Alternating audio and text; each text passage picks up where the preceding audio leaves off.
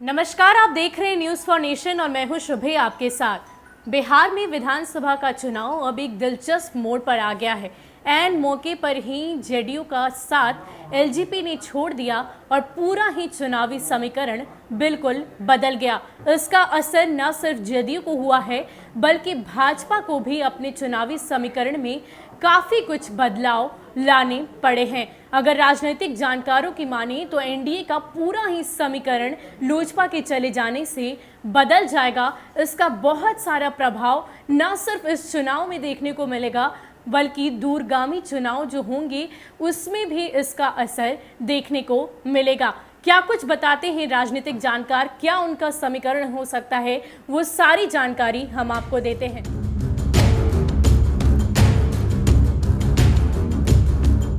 राजनीतिक गलियारों में इस बात के कयास लगाए जा रहे हैं कि लोजपा की भाजपा से दोस्ती और जदयू से दुश्मनी चुनाव में कई सारे गुल खिला सकती है। चुनावी विश्लेषकों का मानना है कि नीतीश कुमार के नेतृत्व में लोजपा का चुनाव नहीं लड़ने का फैसला बिहार और देश की राजनीति पर दूरगामी असर छोड़ेगा। वहीं लोजपा के लिए यह अहम राजनीतिक फैसला उसके भविष्य की राह तय करेगा।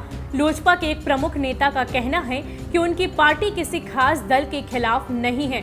पार्टी ऐसी सोच आधारित राजनीति में विश्वास नहीं करती। जो भी बिहार फर्स्ट और बिहारी फर्स्ट विजन डॉक्यूमेंट 2020 और बिहार के विकास में योगदान देगा, पार्टी उसका स्वागत करेगी। लोजपा की राजनीति पर पैनी नजर रखने वाले राजनीतिक चिंतक के मुताबिक लंबे समय से मुख्यमंत्री नीतीश कुमार से नाराज चल रहे लोजपा प्रमुख चिराग पासवान ने नीतीश कुमार के नेतृत्व को अस्वीकार कर दिया है। यह अचानक लिया गया फैसला नहीं है बल्कि इसकी पटकथा काफी पहले से ही लिखी जा रही थी। लोजपा अब कितनी सीटों पर चुनाव लड़ेगी, जदयू और भाजपा के बीच सीटों के बंटवारे पर निर्भर करेगा। इससे राजग का चुनावी समीकरण प्रभावित होना स्वाभाविक है। चुनाव बाद चिराग और कई बड़ा निर्णय ले सकते हैं। लोजपा की कमान संभालते ही चिराग ने जदयू से अलग लेकर स्टैंड लिया है। चिराग ने लोजपा की कमान संभालते ही अलग स्टैंड लेकर पार्टी को मजबूती से स्थापित करने के लिए ये एक बड़ा कदम उठाया और अब वो खुद को स्थापित करने की जद्दोजहद में है। यही वजह है कि कई मौके पर उन्होंने अपना स्टैंड जदयू से अलग दिखाया। चिराग सरकार की कई योजना के क्रियान्वयन व अफसरशाही पर सवाल उठने से पीछे नहीं रहे। जब जदयू ने समय पर चुनाव कराने की बात की तो चिराग ने चुनाव आयोग को पत्र के जरिए कोरोना संक्रमण के चलते सभी चुनाव नहीं कराने की मांग की, जबकि इस मुद्दे पर भाजपा ने कोई बयान नहीं दिया। भाजपा ने इसे चुनाव आयोग पर छोड़ दिया। चिराग की नाराजगी इस बात से भी रही कि उनकी बात नीतीश सरकार ने नहीं सुनी जाती है।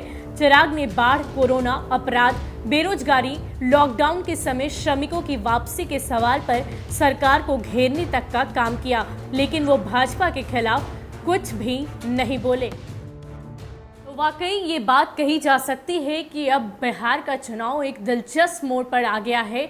जब से चिराग पासवान ने जदयू का दामन छोड़ा है तब से बहुत सारे राजनीतिक गलियारे में कयास लगाए जा रहे हैं। राजनीतिक विश्लेषक ये भी कहते हैं कि आने वाले भी समय में चिराग कई सारे बड़े निर्णय ले सकते हैं। इससे पहले भी चिराग पासवान ने नीतीश सरकार के खिलाफ कई सारे सवाल खड़े किए हैं, चाहे मुद्दा कोरोना महामारी का हो या फिर श्रमिकों के घर वापसी का।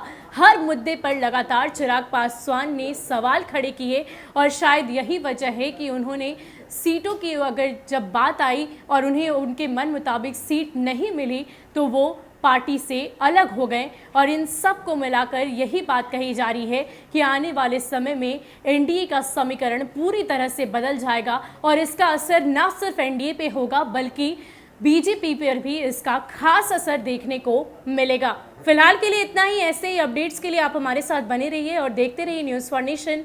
नमस्कार।